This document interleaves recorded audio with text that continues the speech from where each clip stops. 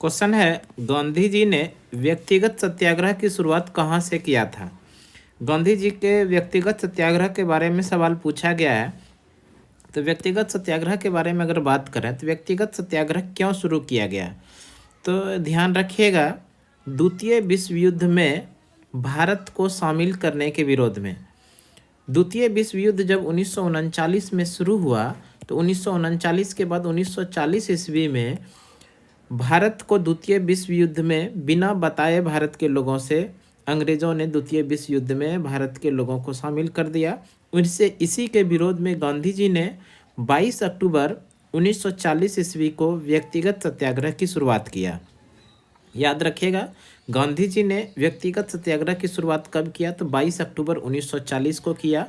और ये भी याद रखिएगा कहाँ से किया था, तो महाराष्ट्र के पवनार आश्रम से। महाराष्ट्र में एक आश्रम है जिसका नाम है पवनार आश्रम।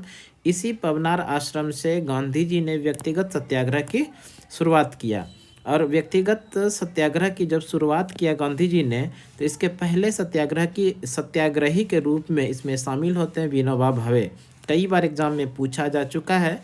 गांधी जी के द्वारा शुरू किया गया पहले सत्याग्रही कौन थे, तो विनोबा भावे। दूसरे सत्याग्रही कौन हुए, पंडित जवाहरलाल नेहरू। व्यक्तिगत सत्याग्रह के दूसरे सत्याग्रही हुए पंडित जवाहरलाल नेहरू। जब पंडित जवाहरलाल नेहरू अस्वस्थ हो गए तो इनके स्थान पर ब्रह्मदत्त को इसमें शामिल किया गया। और ये भी सवाल कई बार पूछा गया कि व्यक्तिगत सत्याग्रह में शामिल होने वाले तृतीय सत्याग्रही कौन थे, तो ब्रह्मदत्त। तो ये कुछ व्यक्तिगत सत्याग्रह के इम्पोर्टेंट फैक्ट हुआ। और याद रखिएगा, व्यक्तिगत सत्याग्रह को दिल्ली चलो आंदोलन के नाम से भी जानते हैं। दिल्ली चलो आंदोलन के नाम से भी जानते हैं। दिल्ली चलो आंदोलन। अब आ जाते हैं हम लोग सवाल पर। सवाल देखिए क्या पूछा गया था, गांधी जी ने व्यक्तिगत सत्याग्रह की शुरुआत कहाँ से किया था। तो अभी हम लोग पढ़े, व्यक्तिगत सत्याग्रह की शुरुआत गांधी जी ने पवनार आश्रम से किया था। Pawnar Ashram, option number B is the correct answer. Sabarmati Ashram, ये तो हमको पता है, अहमदाबाद में है। दांडी, यहाँ से दांडी यात्रा की शुरुआत किया था साबरमती आश्रम से दांडी पहुंचकर। ये 1930 वाली घटना थी। सविनय अवज्ञा आंदोलन 1930 में शुरू हुआ था। अब नेक्स्ट सवाल देख लेते हैं हम लोग। नेक्स्ट सवाल है, होम रूल लीग का प्रस्ताव भारत में सर्वप्रथम किसने दिया था। होम रूल लीग प्रस्ताव से सवाल है। इस सवाल को देखते हैं हम लोग पूरे डिटेल के साथ। होम रूल लीग का प्रस्ताव, अगर इसकी बात करें होम रूल लीग, तो इसको थोड़ा डिटेल देख लेते हैं। होम रूल लीग, देखिए अगर होम रूल लीग की बात करें तो होम रूल लीग आंदोलन, होम मतलब होता है गृह, रूल मतलब होता है शासन, और लीग मतलब होता है संस्था, यानी एक प्रकार का ऑर्गेनाइजेशन। तो होम रूल लीग यानी खुद से शासन करना ही होम रूल लीग कहलाया। शाब्दिक अर्थ क्या, ऐसी संस्था जो गृह शासन हो, स्वशासन हो या स्वराज हो की मांग कर रही हो, इसका शाब्दिक अर्थ हुआ। अगर हम लोग बात करेंगे भारतीय होम रूल, तो ये आयरलैंड के होम रूल लीग आंदोलन से प्रभावित है। भारतीय होम रूल लीग किससे प्रभावित है, तो आयरलैंड के होम रूल लीग आंदोलन से प्रभावित है। होम रूल लीग आंदोलन का विचार सर्वप्रथम एनी बेसेंट ने दिया था, और एनी बेसेंट ये आयरलैंड की ही रहने वाली थी। होम रूल लीग आंदोलन का विचार सर्वप्रथम किसने दिया, एनी बेसेंट ने। एनी बेसेंट भारत कब आई थी, भारत आई थी 1893 में। याद रखिएगा 1893 में एनी बेसेंट भारत आई थी। और होम रूल लीग का विचार एनी बेसेंट ने दिया था 1914 में। याद रखिएगा 1914 ईस्वी में होम रूल लीग आंदोलन का विचार सर्वप्रथम 1914 में दिया। और उन्होंने उसी का एक प्रसिद्ध पत्रिका है, न्यूज़पेपर है कॉमनवेल्थ, इसी पत्रिका के अंदर उन्होंने होम रूल लीग आंदोलन का अपना विचार प्रस्तुत किया था। अगर बात करें कि होम रूल लीग का गठन सर्वप्रथम किसने किया, ये अलग सवाल हो जाता है। होम रूल लीग आंदोलन का गठन जो किया था ये अलग सवाल है, इसको देखते हैं।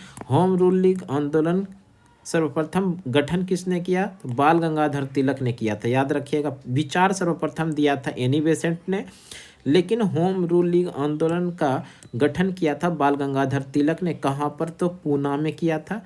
और कब, अप्रैल 1916 में। होम रूल लीग का गठन सर्वप्रथम बाल गंगाधर तिलक ने पूना में 1916 में। तिलक के होम रूल लीग के बारे में जानते हैं। इसके अध्यक्ष कौन थे, बाल गंगाधर तिलक ने होम रूल लीग आंदोलन का जब गठन किया तो इसके अध्यक्ष बने थे जोसेफ वेबस्टेटा। याद रखिएगा, जोसेफ वेबस्टेटा इसके अध्यक्ष बने थे। होम रूल लीग का प्रचार के लिए 2 समाचार पत्र का प्रकाशन करवाया था बाल गंगाधर तिलक ने। बाल गंगाधर तिलक ने होम रूल लीग का प्रचार के लिए 2 पत्रिका छपाई थी। एक पत्रिका था जिसका नाम है मराठा, जो अंग्रेजी भाषा में छपता था, और दूसरा पत्रिका जिसका नाम है केसरी, जो मराठी भाषा में छपता था। लेकिन मराठा पत्रिका के पहले संपादक कौन थे अगरकर, ये याद रखिएगा।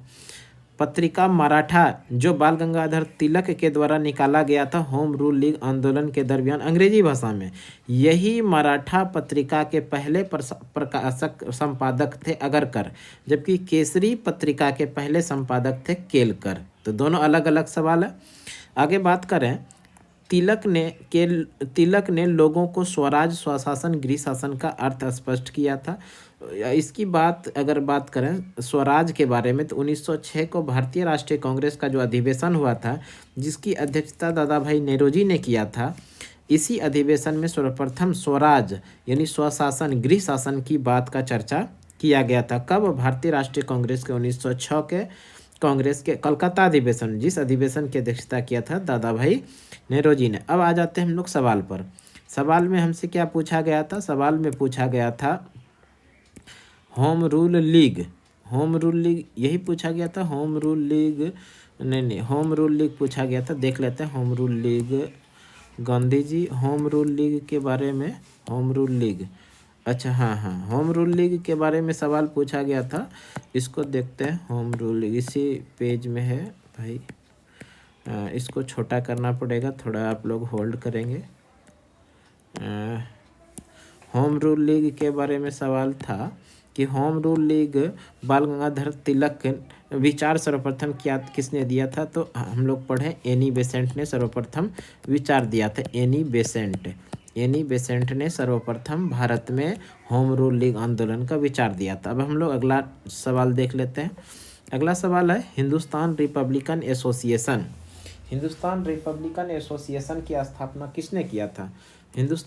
इसके बारे में थोड़ी डिटेल जानते हैं। हिंदुस्तान रिपब्लिकन एसोसिएशन, जिसको कि हम लोग HRA के नाम से जानेंगे, HRA, जिसकी स्थापना अक्टूबर 1924 में कानपुर में हुआ था। HRA की स्थापना अक्टूबर 1924 में कानपुर में, इसके संस्थापक थे सचिंद्रनाथ सन्याल। हिंदुस्तान रिपब्लिकन एसोसिएशन यानी HRA के संस्थापक कौन थे? सचिंद्रनाथ सन्याल थे। अक्टूबर 1924 ईस्वी में कानपुर में इसकी स्थापना किया था। इसके सहयोगी जो थे राम प्रसाद बिस्मिल थे और योगेश चटर्जी थे। सचिंद्रनाथ सन्याल का ही एक प्रसिद्ध पुस्तक है जिसका नाम है बंदी जीवन। सचिंद्रनाथ सन्याल का ही एक प्रसिद्ध पुस्तक है जिसका नाम है बंदी जीवन। इस बंदी जीवन को क्रांतिकारियों का बाइबिल के नाम से जानते हैं। याद रखिएगा, क्रांतिकारियों का बाइबिल किस पुस्तक को कहते हैं? बंदी जीवन को कहते हैं, जिसका की रचना किसने किया था? सचिंद्रनाथ सन्याल। और यही सचिंद्रनाथ सन्याल ने भारत में हिंदुस्तान रिपब्लिकन एसोसिएशन की स्थापना अक्टूबर 1924 में कानपुर में किया था। अब आ जाते सवाल पर। सवाल था हिंदुस्तान रिपब्लिकन एसोसिएशन के स्थापना किसने किया था? सचिंद्रनाथ सन्याल ने, जो ऑप्शन नंबर बी में, option number B is the correct answer. अगला सवाल है क्वेश्चन नंबर 4, आनंद मठ उपन्यास किसने लिखा है? आनंद मठ उपन्यास ये जो लिखा है सन्यासी विद्रोह के दरमियान। याद रखिएगा, एक विद्रोह हुआ था जो सन्यासी विद्रोह, इस विद्रोह का नाम है सन्यासी विद्रोह। और ये सन्यासी विद्रोह कहाँ पर हुआ था? ये भी याद रखिएगा, बंगाल में। इसी सन्यासी विद्रोह के दरमियान बंकिम चंद्र चटर्जी ने एक प्रसिद्ध लिखा था उपन्यास जिसका नाम है आनंद मठ।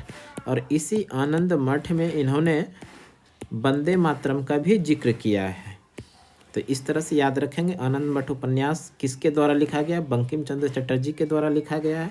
कहाँ पर? तो बंगाल में लिखा गया था, सन्यासी विद्रोह के दरमियान लिखा गया था। इसी आनंद मठ के अंदर में वंदे मातरम की चर्चा की गई है। इस तरह से option number D is the correct answer. अगला सवाल है गदर पत्रिका का प्रकाशन किस भाषा में किया गया था? गदर पत्रिका, तो पहले हम लोग जान लेते हैं गदर पार्टी की स्थापना। गदर पार्टी के बारे में हम लोग जानते हैं तो गदर पार्टी देखिए, गदर पार्टी अगर हम लोग बात करें, गदर पार्टी की स्थापना 1913 में किया गया था, 1913 में।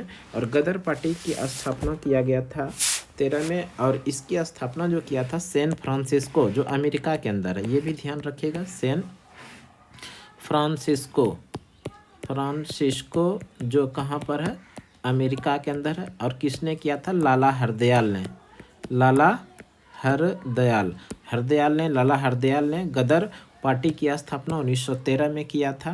कहाँ पर, सैन फ्रांसिस्को जो अमेरिका के अंदर है।